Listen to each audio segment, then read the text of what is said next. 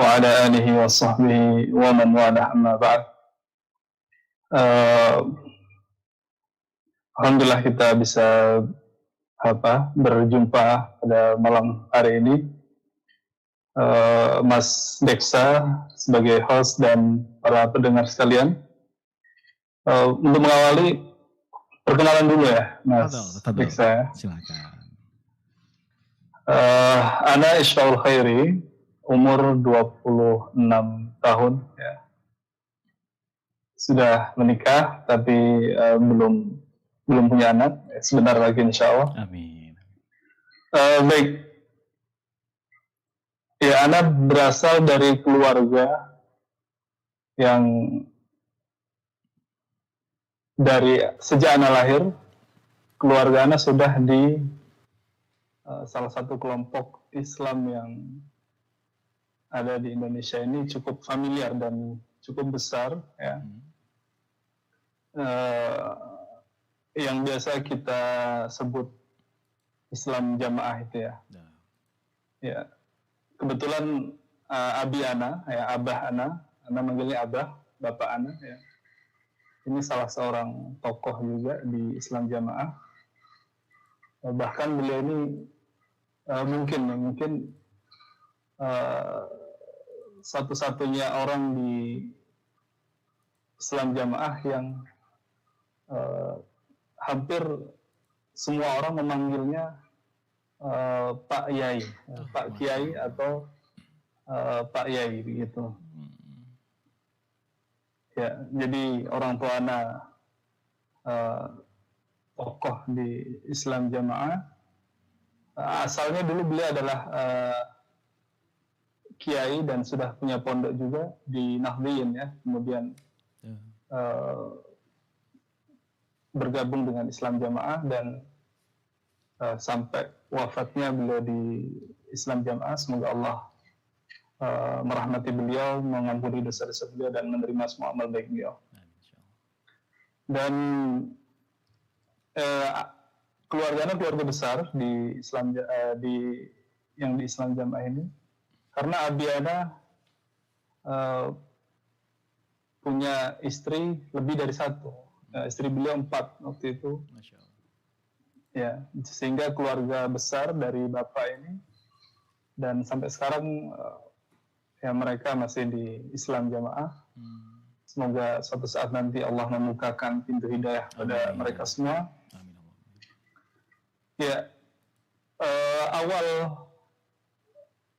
awal cerita, ya, Ana dari kecil dibesarkan di Islam Jamaah sampai SMP.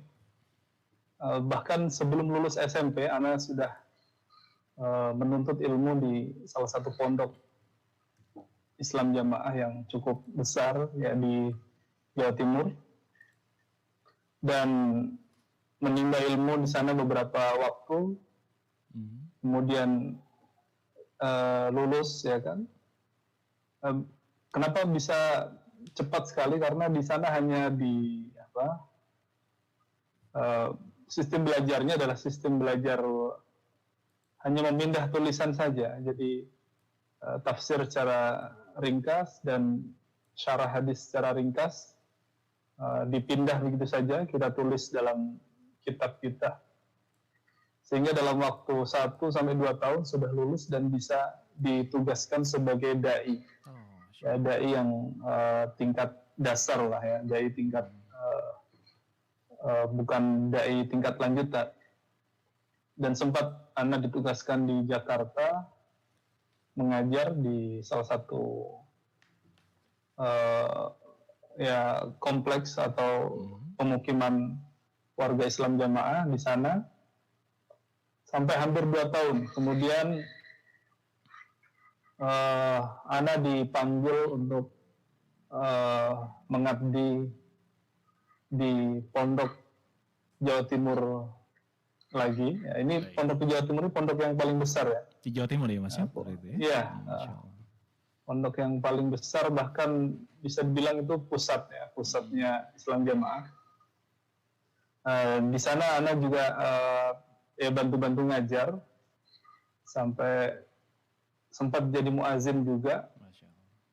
Dan kemudian pada tahun 2012 atau 2013 ya, 2012 akhir atau 2013 awal, dari Islam Jamaah ini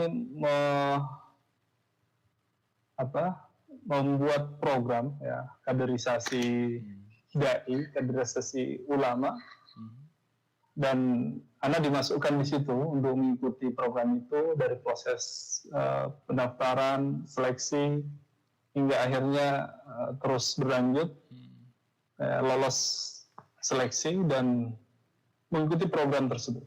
Baik, Mas Isfa, sebelum dilanjutkan, Afwan, sebelumnya. Ya. Itu di awal tahun berapa itu Mas Isfa? Dari tahun 2000 berapa?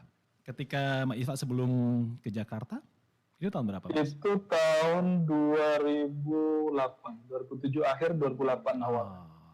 Baik, berarti pengkaderan memang dilakukan sejak usia belia di keluarga ya Mas ya? Karena memang orang tua memang dibesarkan melalui ini ya. Kebetulan Islam Jamaah ini ya baik dalam sisi pendidikan ini sejak dari kecil mereka sudah ditanamkan, ditanamkan pemahaman-pemahaman yang diyakini kebenaran oleh mereka ini sejak kecil sudah ditanamkan.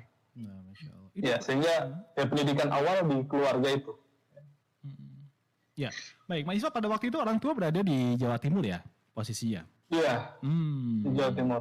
Setelah Mas Isfa berangkat ke Jakarta, kemudian kembali ke Jawa Timur, berarti kembali ke rumah begitu ya? Lebih tepatnya di pondok pusatnya Islam Jamaah itu.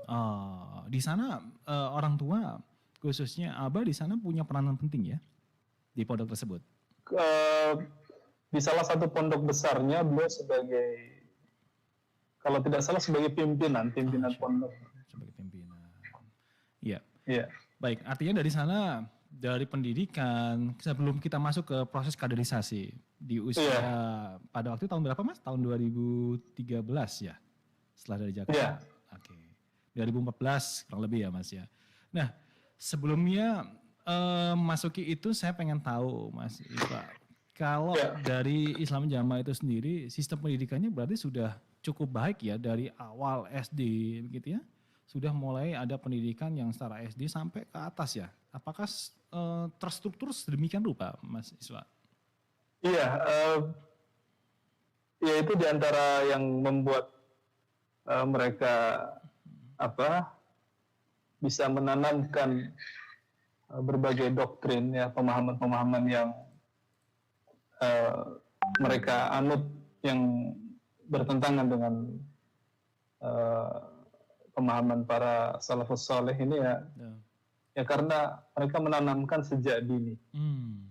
Bahkan ada istilah dari mereka ini, pemahaman yang mereka anut ini harus mendarah daging. Gitu ya. Harus mendarah daging? Iya. Bahasa Jawanya embalung sumsum. Gitu ya. Menjadi tulang dan sumsum. Ya. Artinya Mas Isfa kalau boleh tahu, ketika antum di posisi di usia pada waktu itu ya, apa yang berada di pikiran Mas Isfa pada waktu itu? Jadi posisi Mas Isfa ini udah tahu nggak kalau Mas Isfa ini berada di posisi seorang kader gitu ya, yang udah siap untuk dikaderisasi? Pada waktu itu ya itu belum menyadari bahwa yang ditetapi ini salah. Kelompok yang diikuti ini kelompok yang sesat, yang tidak benar, ini belum menyadari. Belum menyadari pada waktu itu. Berbagai pemahaman yang diajarkan juga ketika itu Ana memahami dan menjadikannya sebagai pemahaman dan keyakinan. Ya. Cukup menjalani aja berarti ya Mas ya. Apa yang disampaikan oleh orang tua dari sisi pondok pada waktu itu ya. Cukup menjalani aja, Masya Allah. Baik. Setelah itu proses kaderisasi, bagaimana ceritanya Mas Isfa? Mungkin sedikit disebutkan, maksudnya mungkin pemirsa sebagian belum terlalu tahu pemahaman seperti apa yang ada di Islam Jamaah. Ya, mungkin saya bisa sebutkan sedikit. Silakan. Yang paling besar kesalahan mereka adalah menganggap bahwa Islam seseorang tidak sah kecuali mereka harus berbaiat kepada seorang imam. Ya. Sehingga seakan-akan memiliki imam ini adalah rukun Islam yang keenam. Sehingga mereka mengesampingkan hal-hal yang lain, seperti pentingnya mempelajari tauhid, memahami perkara-perkara akidah secara mendalam. Ini tidak mereka pentingkan, namun mereka pentingkan sebagai akidah mereka adalah berimam, ya, berbaiat pada imam, maka wajib masuk ke dalam surga. Dan konsekuensi dari pemahaman ini sangat besar, ya kan? Dan mereka menganggap bahwa imam yang sah adalah imam mereka. Hanya imam mereka ya, Mas ya? Mereka tidak bilang hanya, tapi kalau di dunia ini mungkin ada imam-imam seperti imam mereka. Gitu. Tapi kalau di Indonesia hanya imam mereka. Di Indonesia hanya imam mereka. Iya, karena imam yang pertama diangkat imam mereka. Ini klaim versi mereka. Dan imam yang apa? Ya. Dan sentralnya pada waktu itu berada di imam siapa, Mas, pada waktu itu? Di tahun 2000 berapa ya? 2012, 2013 ya. Yang di Indonesia. Letaknya di Indonesia juga. Iya. Ya, di Indonesia. Ada sosok figurnya ada di Indonesia ya, Mas ya? Ada. Satu orang ya. Seperti dinasti begitu ya. Jadi yang sampai sekarang masih menjadi imam ini ya keluarga besarnya. Anak dari pendirinya dahulu. Ya. Di tahun 50-an itu ya, Mas ya. 40 atau 50. Ya, kurang lebih segitu ya. Iya. Iya. Dan konsekuensi dari pemahaman ini, mereka kemudian mengkafirkan orang-orang Islam di luar kelompok mereka. Ya, orang-orang Islam yang sudah bahkan bertauhid, ya kan? Ini mereka kafirkan dengan mudahnya hanya karena tidak berbaiat kepada imam mereka ini. Ya. Hanya itu ya, Mas ya. Mereka melihatnya hanya masalah baiat. Iya. Di mata mereka waktu itu, kondisi muslim yang lain, mereka anggap mengkafirkan muslim yang lain, itu seperti apa, Mas, kondisinya di mata mereka pada waktu itu? Maksudnya kondisi bagaimana? Ya, muslim di mata mereka ya, itu seperti seperti apa? Seperti ya orang kafir, orang musyrik, orang Yahud, Nasara itu sama. Adakah dari mereka itu akhirnya memberikan sebuah doktrin untuk menguasai atau mungkin lebih memonopoli ya dari muslim yang lain yang mereka anggap kafir tersebut? Atau mungkin yang paling ekstrim adalah dihalalkan atau membunuh mungkin dalam ajaran mereka? Mungkin ada seperti itu, Mas Isfa?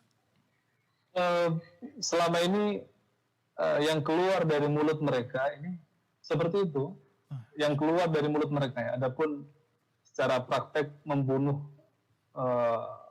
orang ini sepertinya belum terjadi atau pernah 1 atau 2 kali ya. Tapi yang keluar dari mulut mereka tentu ini berdasar dari apa yang mereka pahami. Ini orang-orang di luar mereka ini ya halal dibunuh. Bahkan mereka berpemahaman harta orang-orang di luar Islam jamaah itu halal.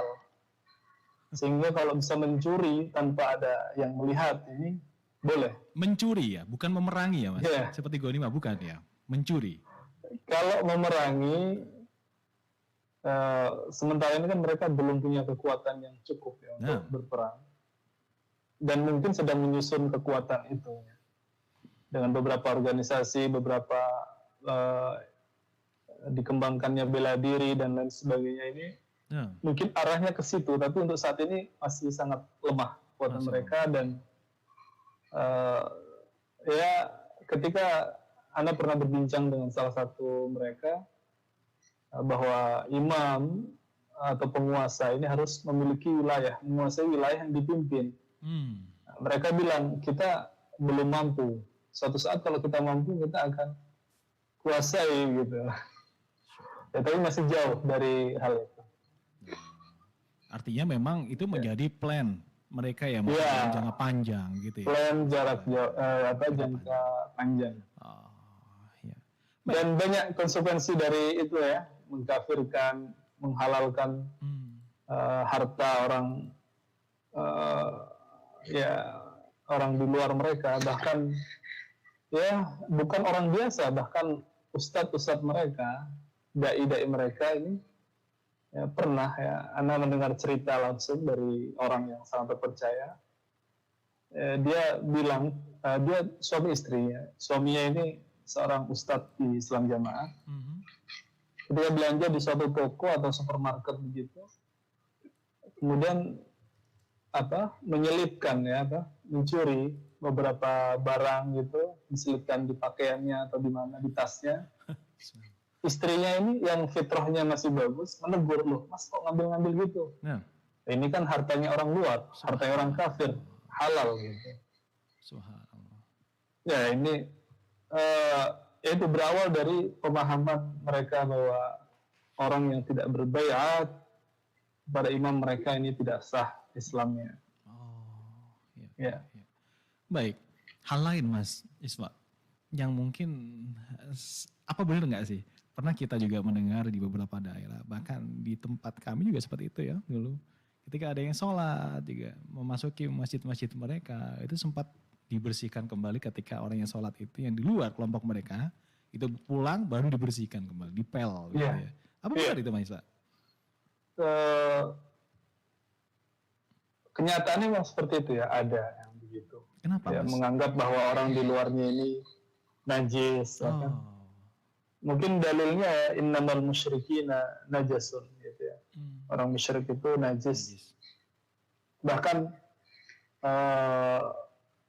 suami istri ketika salah satunya keluar dari Islam Jamaah, ini dinyatakan murtad gitu ya. Ini harus dipisahkan.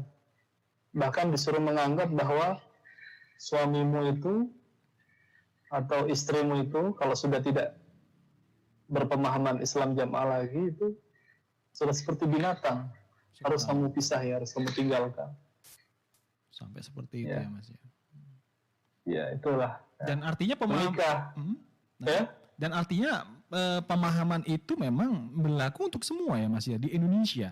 Apakah semua di beberapa negara yang mungkin mereka juga punya imam-imam di beberapa negara yang lain? Mereka ada beberapa anggota mereka yang menetap di luar negeri.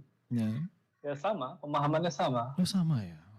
Kalau ada orang-orang yang sudah mulai berbeda pemahaman, ini segera di boykot, dicopot ya, dari kalau dia punya jabatan dicopot dari jabatannya. Sampai sebegitunya ya. Baik, luar biasa. Yang lain Mas Iswa, ada beberapa yang mungkin yang paling berbeda sekali secara. Ya, mereka tidak mau menerima ilmu kecuali dari ustadz mereka. Mereka bilang metode ini adalah metode mangkul ya. Metode mangkul, sesuatu yang dipindahkan dalam bahasa Arab artinya. Jadi mereka harus mengambil ilmu hanya dari ustadz-ustadz mereka, ustadz-ustadz Islam Jamaah itu. Ilmu yang didapat dari selain ustadz-ustadz Islam Jamaah ini tidak sah, tidak boleh diamalkan. Tidak boleh diamalkan. Kalau hanya sekedar pengetahuan itu boleh. Itulah sehingga doktrin itu begitu kuat dan warga Islam Jamaah dilarang mengambil ilmu dari orang-orang di luar.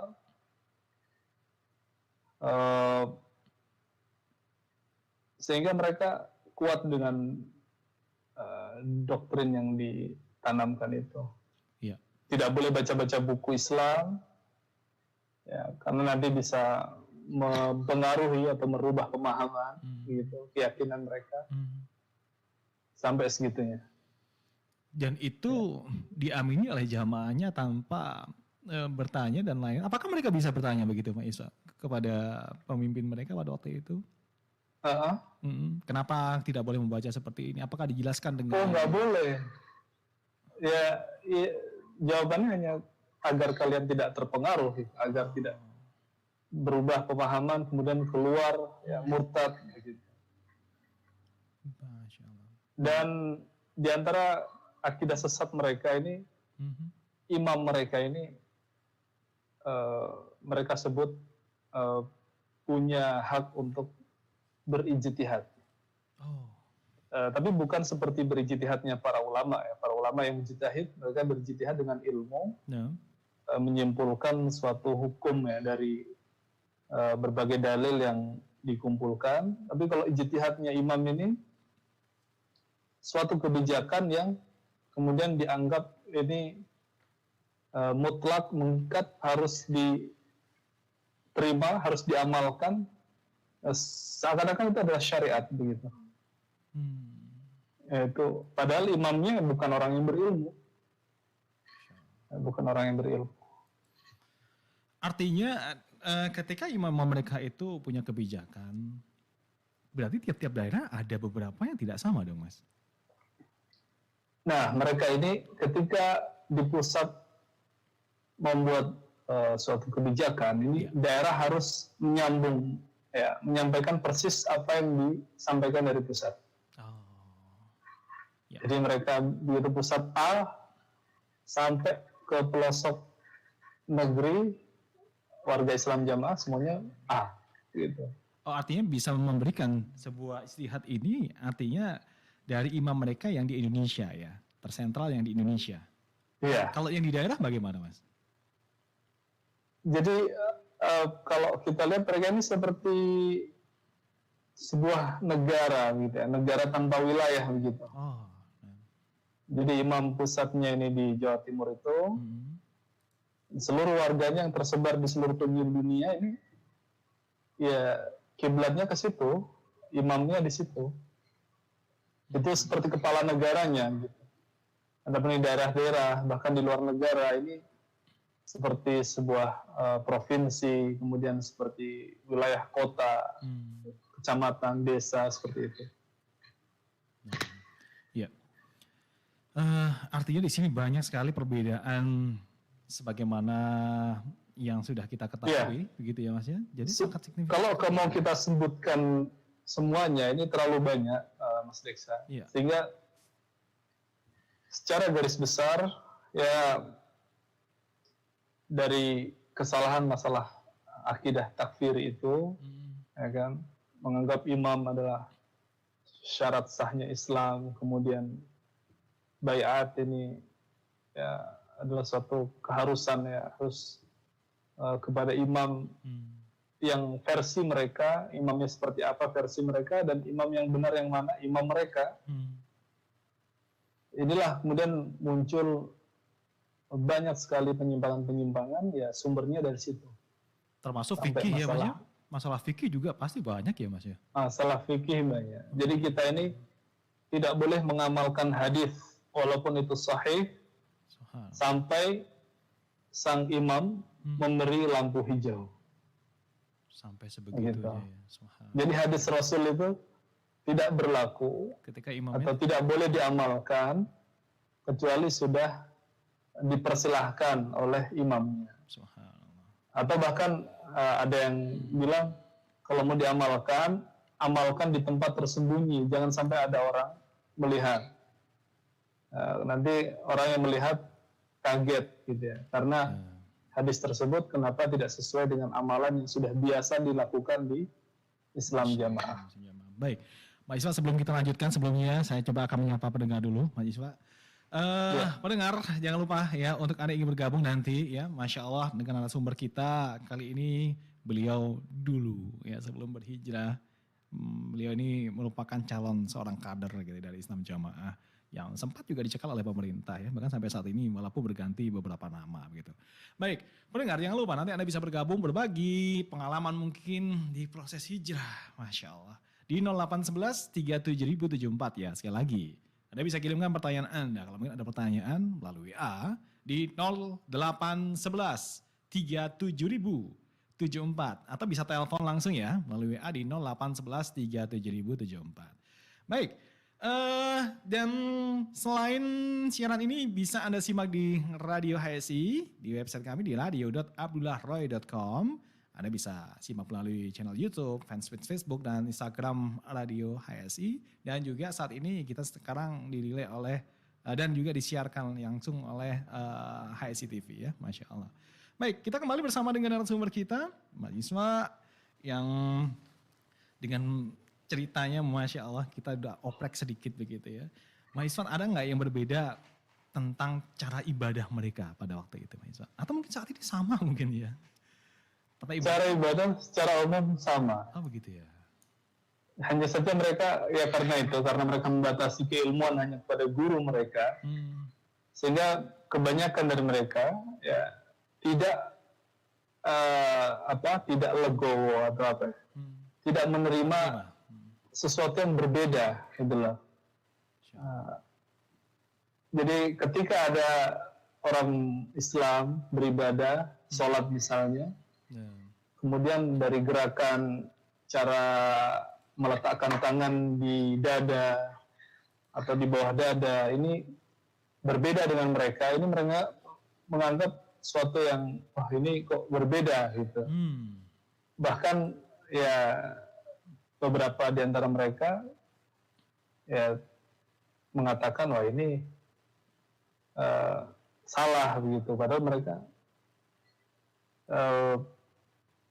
ya karena mereka belum tahu saja sehingga menganggap itu salah. Baik, luar biasa. Bagaimana prosesnya setelah itu, Mas Iswan? Setelah atau pada waktu mau pulang kembali, itu dipulangkan atau memang sengaja pulang atau memang dipanggil sama orang tua pada waktu tahun 2000? Dipanggil sama pengurus pondok pusat itu ya. Pengurus pondok pusat. Iya. Atas nama dari keimaman katanya begitu. Sampai sebegitu. Iya. Iya. Oke. Prosesnya bagaimana atas itu? Atas nama dari keimaman ini dipanggil waktu itu sebagai muadzin. Awalnya ditarik sebagai muadzin. Iya. Iya, kemudian ada beberapa dai yang dikirimkan untuk belajar di Mekah. Ini sudah pulang dari Mekah. Kemudian mereka memutuskan untuk membuat yaitu kaderisasi dai, mengumpulkan pemuda-pemuda yang siap untuk menjadi dai-dai di pusat begitu ya, pusat Islam Jamaah. Ini yang mengajar beberapa dai yang lulusan dari Mekah ya, dari Ma'hadil Haramil Makki. Ya dari beliau-beliau inilah ya, Ana sangat bersyukur kepada beliau-beliau ini, pada Ana sebutkan apa ya, Ustadz Khalil Bustami, Ustadz Abdul Aziz Ridwan, dan Ustadz Abdullah Mas'ud, hafizahumullah. Beliau ini yang menjadi perantara awal sehingga Ana bisa berhijrah. Dari beliau-beliau ini mengajarkan bahasa Arab, gitu, mengajarkan nahwu, mengajarkan hadis, fikih, dan banyak hal ya. Dan beliau-beliau juga yang mengarahkan, setelah kita bisa bahasa Arab, silahkan baca kitab-kitab para ulama yang ada di perpustakaan. Kebetulan di pondok pusat itu ada perpustakaan yang cukup lengkap kitab-kitabnya. Namun sayang hanya dijadikan sebagai hiasan begitu ya, pajangan begitu. Jadi hanya untuk kalau ada pejabat yang datang itu ditunjukkan ini koleksi kitab kita lengkap gitu. Tapi tidak boleh dibaca apalagi diamalkan. Gitu. Karena harus sesuai dengan mangkul itu tadi. Nah, tapi dari asatidzah yang mengajar kami GU kader ulama waktu itu, ya Ustadz Khalil, Ustadz Abdul Aziz Ridwan, dan Ustadz Abdul Mas'ud, beliau ya baca saja nggak apa-apa. Setelah kita belajar bahasa Arab itu, ya banyak hal yang kita ketahui yang sebelumnya belum pernah kita ketahui. Afwan, sebelumnya Mas Iswa, Iya. Bagaimana caranya sebuah organisasi Islam Jamaah yang tadi itu mendatangkan para asatizah ini ya, sedangkan pemahamannya kayaknya berbeda ya. Justru beliau-beliau ini memperbolehkan membacakan kitab-kitab pada antum begitu. Pada waktu itu apa ya? Beliau-beliau ini, Anda nggak tahu ya. Awal beliau-beliau ini dikirim ke Mekah itu untuk mencari sanad kitab-kitab yang hilang begitu ya. Sanad kitab-kitab yang hilang. Iya, sanad yang hilang. Ya. Jadi dulu pendiri Islam Jamaah itu punya banyak sanad, namun sebagian hilang. Sanad kitab tersebut, nah ini dicari ke Mekah sana. Dan beliau-beliau ini dianggapnya waktu itu oleh imam dan jajarannya itu, dianggapnya pemahamannya tidak berubah. Dianggap hanya wawasannya bertambah, tapi pemahamannya tidak berubah. Dan dulu Islam Jamaah, imamnya dan jajarannya menganggap bahwa Mekah itu masih murni, Mekah Madinah masih murni.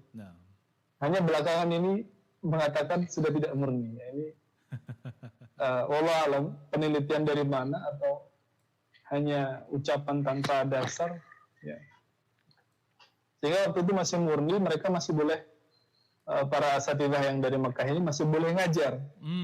Pada waktu itu. Dan para asatidzah tersebut, ya, guru-guru kami yang sangat kami hormati itu, mengajarkan kepada kami dengan apa ya? Tidak secara langsung. Artinya beliau ini ingin membuka wawasan kita, tapi tidak serta-merta kemudian mengatakan Islam Jamaah ini salah, di sini kesalahannya, di sini penyimpangannya, tidak. Tapi yaitu mengajarkan kita bahasa Arab, mengarahkan kita untuk banyak membaca kitab para ulama, sehingga dengan sendirinya kita mengetahui. Dan kadang-kadang beliau ini menyampaikan secara tersirat, sehingga bagi yang kritis ya bisa memahami apa yang beliau sampaikan, bahwa di Islam Jamaah ini banyak hal-hal yang tidak sesuai dengan syariat. Masya Allah. Berapa lama Mas pada waktu itu Mas Islam banyak berinteraksi dengan beliau? Kurang lebih 5 tahun ya, 4 tahun setengah atau bahkan 5 tahun. Ya. Masya Allah. Tentu banyak pertanyaan di benak antum pada waktu itu. Ingat nggak? Apa ada salah satu yang mungkin sangat mengganjal sekali bahkan ditanyakan kepada beliau-beliau ini? Pada waktu itu dari masalah fikih ya awalnya. Dari masalah fikih ini, ketika kita tanyakan hal-hal tentang fikih, ini berbeda dengan apa yang diamalkan di LDI. Saya ingat betul waktu itu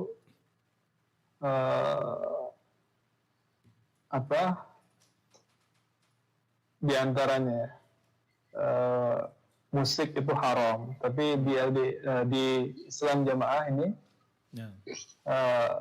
bukan haram, tapi lahan, begitu saja, sesuatu yang tidak bermanfaat, tapi tidak berdosa. Kemudian seperti berdoa setelah sholat wajib, sholat 5 waktu, itu tidak disyariatkan mengangkat tangan untuk berdoa, begitu kan? Namun di Islam Jamaah ini justru kalau tidak mengangkat tangan, ini sesuatu yang aneh. Saya ingat betul waktu itu, saya dan teman-teman ini dipaksa untuk berdoa mengangkat tangan. Dipaksa sampai ya Mas? Setelah sholat, iya. Jadi kalau setelah sholat, ini kita terlihat tidak mengangkat tangan, ini langsung dipanggil dan ya diceramahin begitu. Padahal itu tidak ada dalilnya, tidak ada. Ya dari situlah hal kecil yang mengganjal, kemudian kita baca-baca ke hal yang lain, bahkan masalah fikih, masalah akidah, masalah imamah, ya, bai'ah. Ini kita baca, ternyata masalah imamah juga mereka tidak sesuai, tidak hanya masalah fikih. Gitu. ya alhamdulillah dari situlah Allah membukakan ya tabir kesesatan yang ada di Islam Jamaah ini, sehingga akhirnya Allah memberi hidayah. Pada tahun berapa itu, Mas? Tahun 2006, mungkin akhir 2015 itu sudah mulai. 2016, 2017. Apa yang antum merasakan pertama kali ketika antum menyatakan dalam diri antum? Iya, Sekarang waktu itu kan saatnya kita hijrah. masih ya 20-an tahun ya, 19, 20 tahun itu anak-anak muda usia segitu kan semangatnya membara gitu, Betul. menggelora ya. Begitu kita tahu ini salah, ini benar, kita udah kita langsung aja ambil sikap begitu. Masya Allah. Waktu itu Ana dan beberapa teman-teman, ya sudah kita ambil sikap, kita keluar saja gitu dari Islam Jamaah ini. Dan waktu itu guru-guru kami, Ustadz Khalil, Ustadz Abdul Mas'ud, Ustadz Abdul Aziz Ridwan, sempat melarang kami untuk ya terang-terangan langsung keluar dari Islam Jamaah. Karena beliau-beliau ini sebenarnya sudah menyiapkan program bagaimana mendakwahi atau menggiring ya Islam Jamaah ini pada arah yang lebih baik dalam jangka panjang begitu. Namun kita yang waktu itu masih muda dan kita nggak mau terus-terusan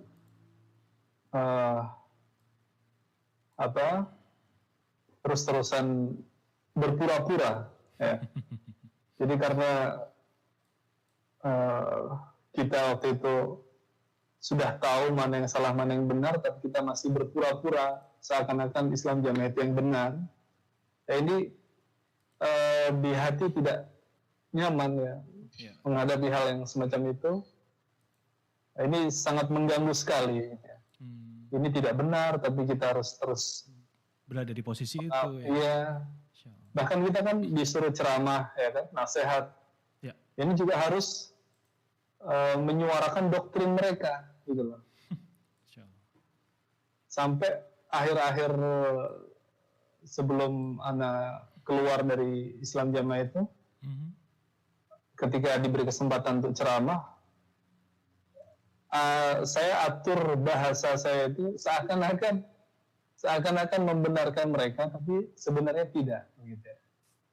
Seakan-akan membenarkan mereka, tapi tidak. Jadi Ana buat bahasa yang ambigu. Jadi kita harus begitu terus. Kalau kita bertahan di dalam, kita harus terus bersandiwara, terus.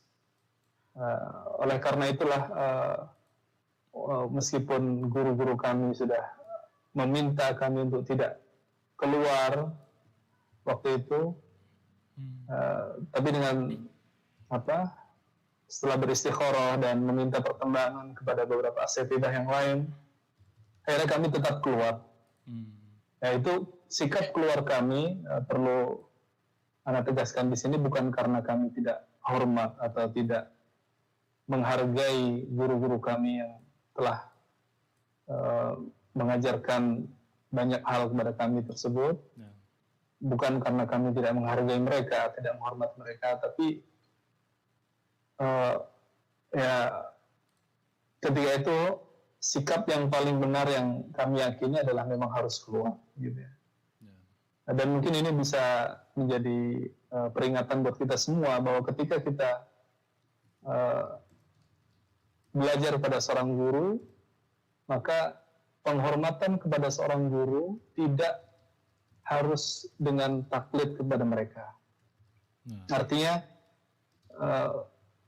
ketika kita menghormati guru kita, namun ketika ada hal yang kita rasa itu lebih baik dan tidak hanya berdasarkan pada pemikiran kita sendiri, juga kita tanyakan kepada ustadz atau guru-guru kita yang lain, dan mereka juga memberi saran yang lebih masuk akal gitu ya dengan hujah-hujahnya.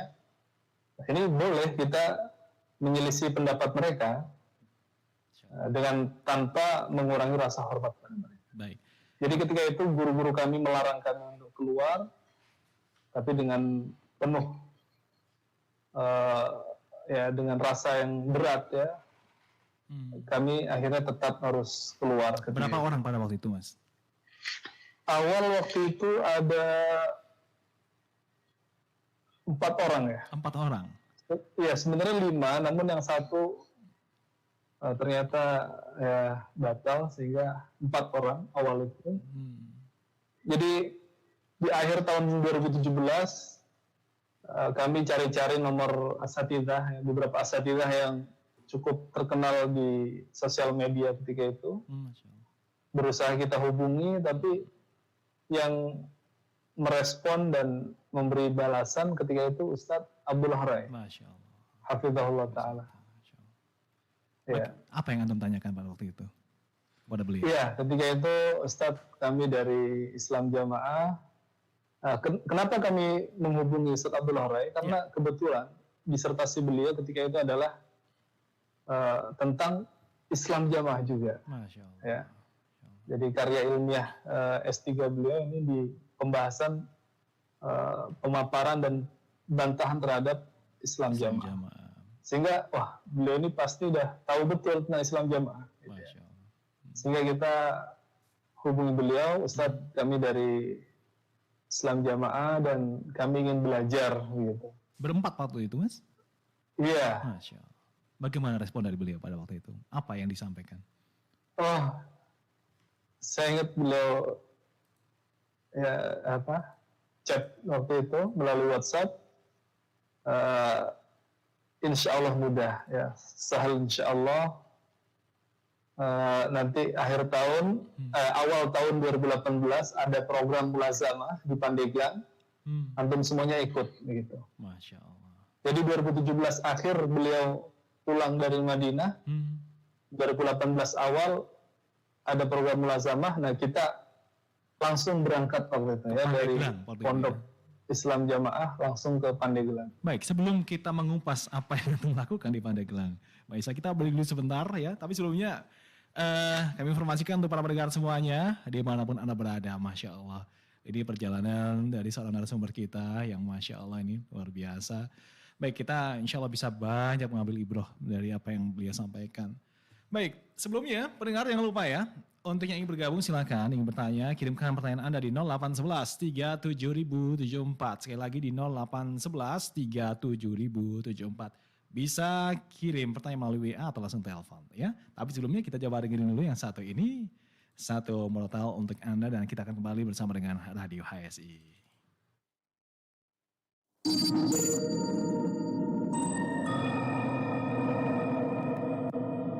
Bismillahirrahmanirrahim. Ma nansakh min ayatin aw nunsiha na'ti bi khairin minha aw mithliha. Alam ta'lam anna Allah ala kulli syai'in qadir. Alam ta'lam anna Allah lahu mulku samawati wal ard. Wa ma lakum min dunillahi min waliyyin wala nasir. Am turiduna an tas'alu rasulakum kama su'ila Musa min qabl. وَمَنْ يَتَبَدَّلِ الْكُفْرَ بِالْإِيمَانِ فَقَدْ ضَلَّ سَوَاءَ السَّبِيلِ. وَدَّ كَثِيرٌ مِّنْ أَهْلِ الْكِتَابِ لَوْ يَرُدُّونَكُمْ مِنْ بَعْدِ إِيمَانِكُمْ كُفَّارًا حسدا من عند أنفسهم من بعد ما تبين لهم الحق.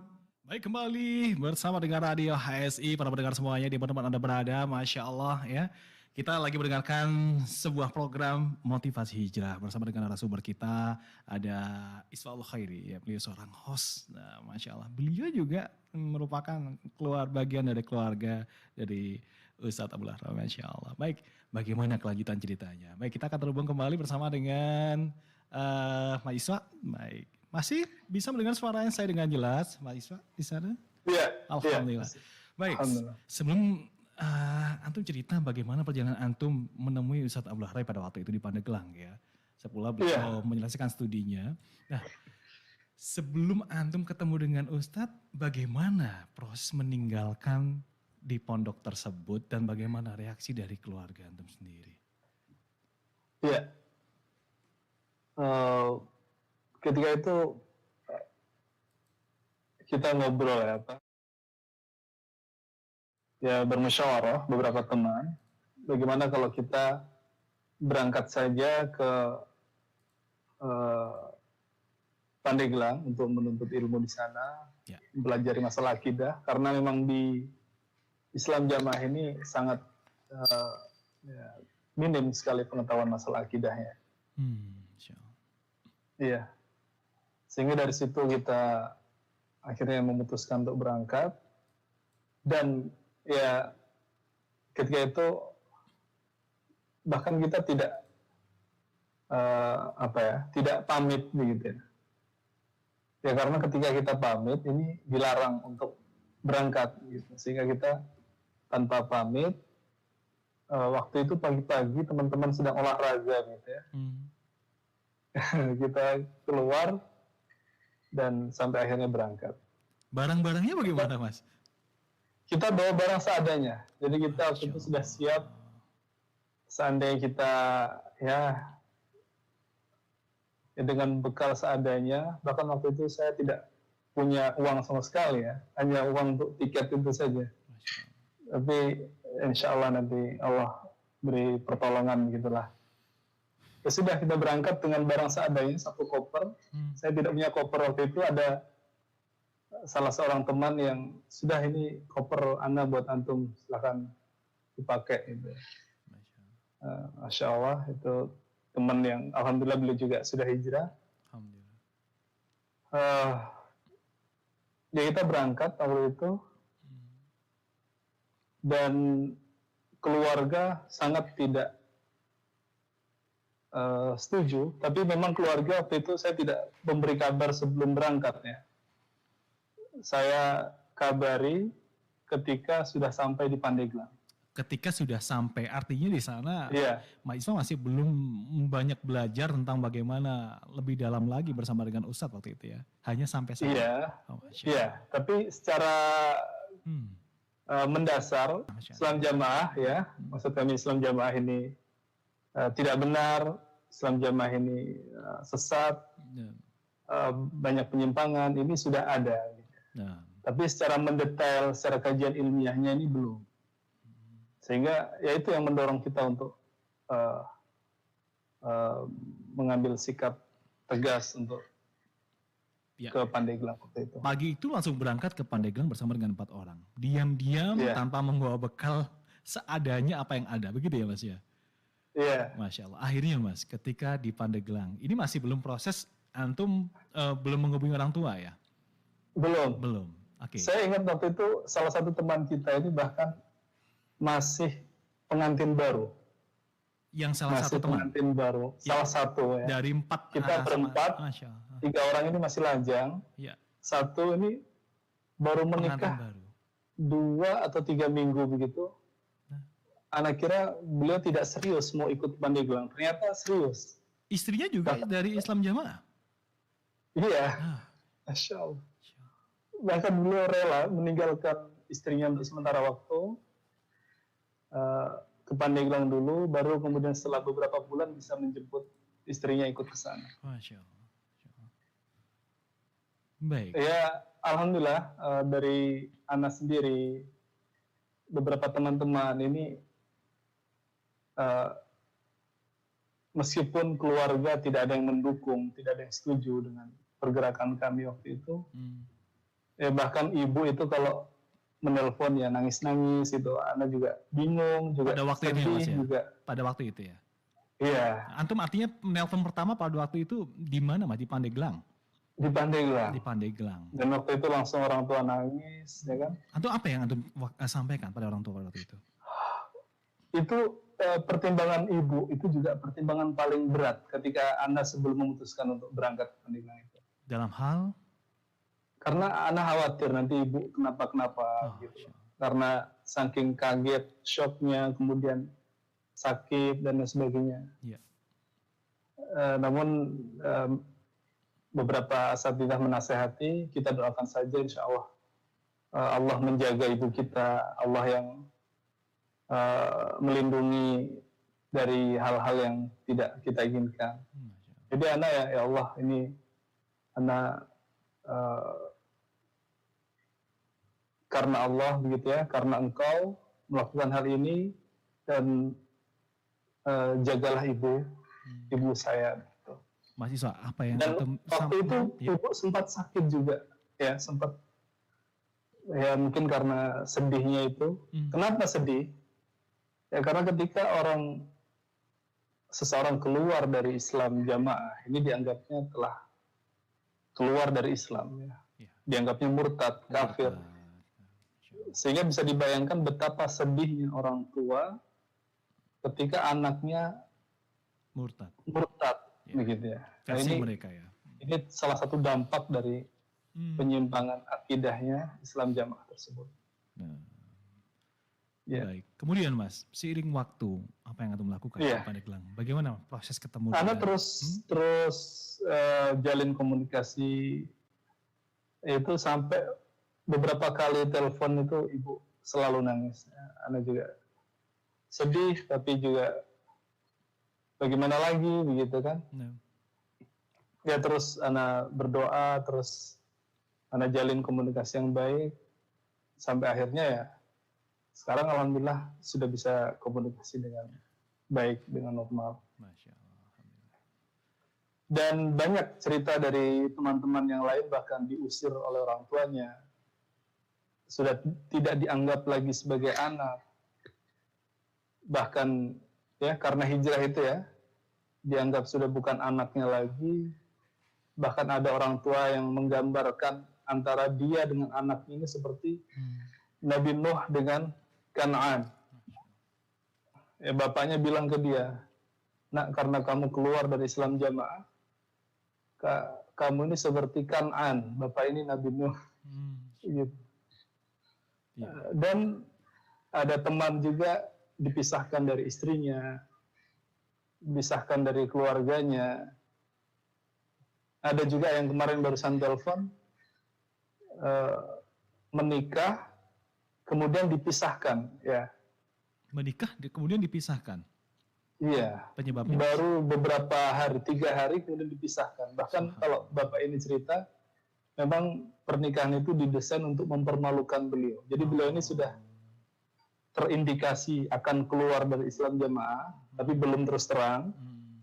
Nah, ini oleh beberapa pengurus ya Islam jamaah itu dicarikan jodoh, kebetulan dia Buddha ya, dicarikan jodoh, dinikahkan, namun baru 2 atau 3 hari kemudian dipisahkan untuk mempermalukan beliau.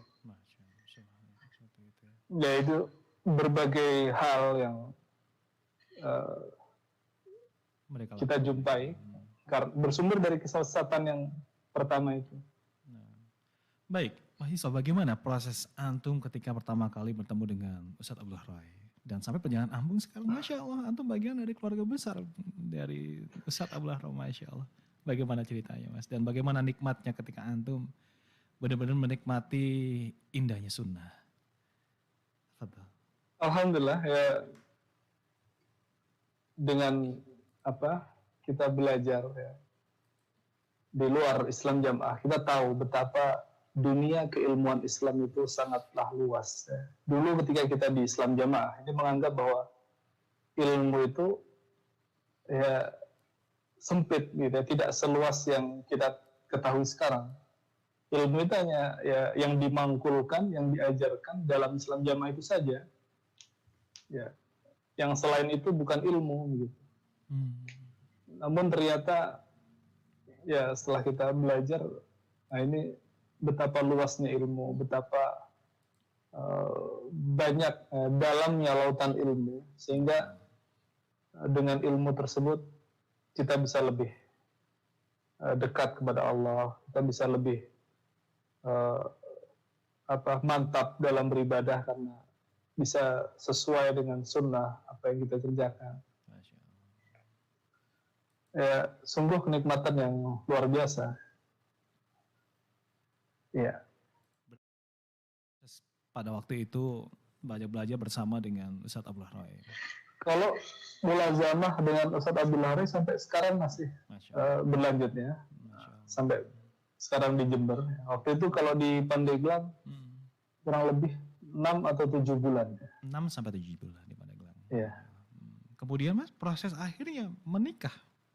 Itu tahun berapa? Insya Allah. Anda sempat melihat ya di cuplikan di itu luar dugaan ya. Ketika itu. Tidak menyangka, tidak pernah mengira ternyata bisa berjodoh dengan putri beliau. Kita bisa belajar kepada beliau, dapat ilmunya beliau, bisa menimba ilmu, duduk di majelis beliau secara langsung, ini sudah karunia yang sangat luar biasa gitu ya. Dulu hanya melihat beliau dari televisi, dari YouTube, hanya mendengar kabar bahwa beliau ini baru lulus S3 dari Madinah. Ini membayangkan bertemu saja ini sudah Masya Allah. Nikmat yang luar biasa. Namun ternyata Allah memberi lebih dari itu. Masya Allah. Tidak hanya belajar kepada beliau, bahkan menjadi bagian keluarga beliau, bisa ya Allah takdirkan menjadi menantu beliau. Itu tahun berapa Mas Isfa?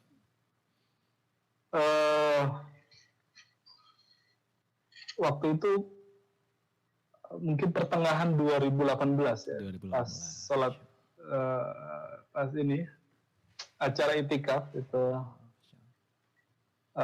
awalnya paman atau kakak iparnya beliau, kakak iparnya Ustadz Abdul Hora, yaitu Ustadz Fakhruddin. Ini beliau yang menawarkan gitu ya. Beliau yang menawarkan. Waktu itu Ana juga agak minder, masa iya sih gitu kan. Tapi Ustadz Fakhruddin udahlah, nggak usah minder, insya Allah gitu ya, istikharah saja, insya Allah nanti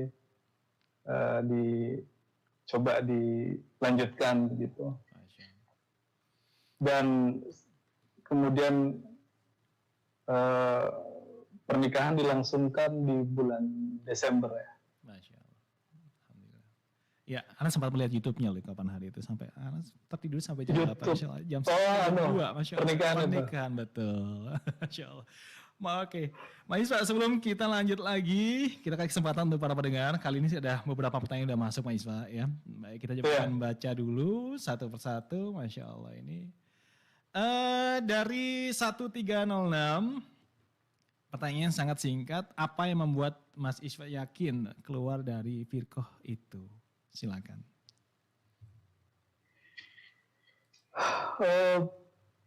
Karena jelasnya kesesatan mereka. Jadi bagi orang yang sudah belajar sunnah, syubhat-syubhat yang dilontarkan, yang diajarkan oleh Islam Jamaah ini syubhat yang sangat lemah. Ya, syubhat yang sangat lemah. Dan hal itu juga yang disampaikan oleh guru kami, Ustadz Abdullah Mas'ud. Hafizahullah Ta'ala, ketika beliau waktu itu masih berusaha untuk dakwah di dalam internal Islam Jamaah. Ketika kita tanyakan ke beliau, Ustaz, kalau kita bertahan di dalam, khawatirnya kita terkena syubhat sehingga memahami kesalahan ini sebuah kebenaran.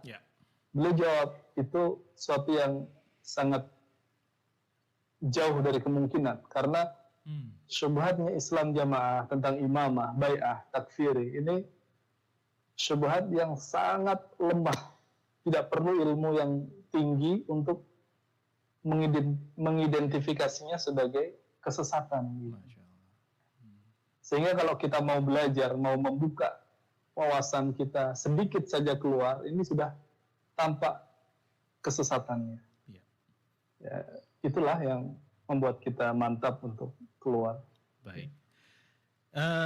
Pertanyaan yang lain dari 4343 dari hamba Allah. Assalamualaikum. Waalaikumsalam. Izin bertanya, apakah motivasi dari pembentukan Islam Jamaah itu sendiri? Wallahu alam ya, Anda tidak tahu. Adapun yang disampaikan oleh para petinggi di Islam Jamaah ini, ya mereka membentuk kelompok Islam Jamaah ini untuk semata-mata mencari surga selamat dari neraka. Namun banyak hal yang mengindikasikan bahwa pembentukan Islam Jamaah ini tidak hanya urusan agama, tapi di sana ada politik, di sana ada money game, ya, permainan uang, ya, dengan mengumpulkan dana dari pengikut mereka, anggota mereka setiap bulannya 10% dari penghasilan, ya. Oh, ada begitu ya? Nah ini, iya, ini kita melihat Allah alam Allah yang lebih tahu dengan hakikatnya. Tapi yang terlihat di situ ada money game, permainan uang, dan ya terlihat sekali ketika ada salah satu warga Islam Jamaah yang mengusulkan untuk dibentuk tim audit keuangan Islam Jamaah. Ini mereka menolak. Oh. Jadi berapa uang yang masuk, kemana saja pengeluaran mereka, yang di pusat ini tidak boleh diaudit, tidak boleh diawasi, dikontrol, tidak boleh. Jadi terserah mereka uang mau masuk kemana, masuk berapa, keluarnya kemana saja, ini Terserah mereka. tidak boleh ada yang tahu. Kalau kita mempertanyakan, sebenarnya itu hal yang wajar untuk tertib administrasi, itu memang harus ada laporan keuangan, harus ada audit, Betul. ya, koreksi. Tapi kalau itu tidak ada, ini sangat ya, besar kemungkinan ada manipulasi, ada penyalahgunaan pengeluaran dan sebagainya. Dan ketika kita mempertanyakan hal itu, langsung kita dikatakan, wah, Anda ini tidak ridho dengan ijtihad imam. Anda ini resolusi, Anda ini sudah ada bibit-bibit pembangkangan seperti itu. Nah, itu disampaikan ya Mas ya? Iya. Iya, baik. Jadi kalau yang mereka katakan, yang mereka klaim hanya untuk mencari surga selamat dari neraka, namun hal-hal lain yang kita lihat saat ini terlihat di situ ada politik, ada uang. Ya. Nah, baik. Berikutnya, Mbak Isfa, ini ada pertanyaan yang lain. Oh, ini ada satu penelpon, kita coba angkat dulu ya. Nih, yang sudah bergabung kali ini. Halo, Assalamualaikum. Ya. Waalaikumsalam warahmatullahi wabarakatuh. Assalamualaikum. Dari siapa, di mana? Dari hamba Allah, dari ARN 201. Fadal, pertanyaannya ARN 201, silakan. Ya, saya ingin bertanya sama tentang Islam Jamaah. Nah, Kebetulan saya mempunyai teman di waktu kuliah yang bahwa saya benar-benar mengetahui bahwa teman saya ini adalah Islam Jamaah. Sempat dulu tuh saya menanyakan, karena dulu saya pernah kerja di teman kerabat om saya yang ternyata juga sebagai direktur gitu. Ternyata beliau adalah seorang Islam Jamaah. Nah, di sana Iya. sempat banyak omongan bahwa memang agak nyeleneh kayak ketika sholat di sana dia akan dipel, ketika dia tidak mau sholat di tempat yang sama dengan kita gitu. Lalu saya sempat tanya dengan teman saya gitu, apakah benar gitu. Ternyata dia juga kenal dengan seorang teman om saya ini. Ya. Dan saya menanyakan langsung bahwa tentang seperti kayak apakah benar gitu kalau ke rumahnya itu ketika sudah pulang terus jejak saya itu akan dibersihkan, dipel dan sebagainya. Bahkan pembantunya sempat sering menolak adanya tamu gitu. Terus ketika ada sholat dan agak nyeleneh seperti itu. Nah. Dan ternyata teman saya sendiri pun dia agak bukan marah, maksudnya agak menutupi mungkin, yang dia bilang tidak kok mas, kalau memang masnya seperti itu, coba kita kesana. Kalau nggak percaya, tidak seperti itu kok ajaran kami. Iya. Terus apakah memang kan maksudnya gini, ajaran di sana kan Islam Jamaah kan seperti itu. Apakah memang diajarkan juga berbohong apabila ajarannya itu ditanya di luar dari golongannya? Ya. Apa tuh pertanyaan? Untuk yang kedua, saya sangat Masya Allah tersalut dengan hijrahnya Ustadz, bahwa ketika mendengar bahwa ayahnya salah satu pimpinan dari Islam Jamaah, saya nggak tahu apakah itu pimpinan dari kerajaan yang dari imam itu atau pimpinan yang mana. Lalu juga maksudnya itu sampai nggak punya uang terus berangkat yang dituju oleh Ustadz Abdullah Roy Hafizahullah. Itu jalan hijrahnya itu gimana sih? Apakah benar-benar jalan hijrahnya seperti para sahabat yang dari Mekah ke Madinah yang tidak punya uang dan hanya menumpang gitu? Karena sekarang banyak kan, termasuk saya juga, untuk hijrah total itu bahkan dalam pikiran oke gitu, maksudnya berani, tapi pasti ada pikiran 2 kali 3 kali gitu. Nah. Saya ingin menanyakan itu sih. Baik, saat lagi Ada yang jawabannya bisa mantapkan ditanya. saya. Baik, mau ditunggu jawabannya? Jazakallahu khair atas Wah ya. jawabannya. Masya Allah. Assalamualaikum warahmatullahi wabarakatuh. Waalaikumsalam warahmatullahi Waalaikumsalam wabarakatuh. Kita jawab dulu ya Mas Iswa ya. Tahu. Iya. Kita jawab dulu pertanyaan dari hamba Allah ya. Yang pertama, apakah ada ajaran untuk berbohong di dalam Islam Jamaah? Ada, begitu ya. Namun mereka tidak mengatakannya sebagai kebohongan, tapi mereka mengatakan sebagai, ada beberapa istilah ya, ada yang menyebutnya budi luhur, ada yang menyebutnya bitonah. Ya, itu artinya mereka punya imam. Namun ketika ada orang luar Islam Jamaah menanyakan apakah kamu punya imam, kita tidak punya imam, gitu. Apakah kalau orang luar Islam Jamaah sholat di masjid kita kemudian harus dipel? Oh tidak, gitu. Dan banyak hal, apakah kamu mengkafirkan orang lain di luar kelompokmu? Tidak. Padahal kenyataannya iya. Yaitu mereka menganggapnya sesuatu yang diperbolehkan, sesuatu yang dibenarkan ya. Berbohong dalam hal-hal yang mereka anggap orang lain belum saatnya mengetahui hal itu. Padahal kalau itu kebenaran, kenapa kita harus menyembunyikannya? Dan salah satu pesan dari Omar bin Abdul Aziz ya, kalau kalian melihat suatu kaum berbisik-bisik tentang perkara agama mereka, menyembunyikan atau menutupi dari orang-orang lain, ketahuilah mereka sedang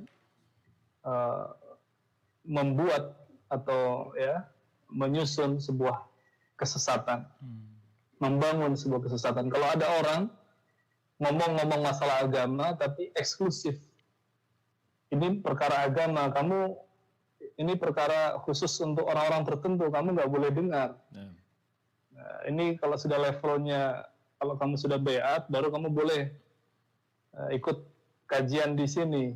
Nah ini kalau kita melihat dari perkataan salaf, hal tersebut pasti adalah kesesatan.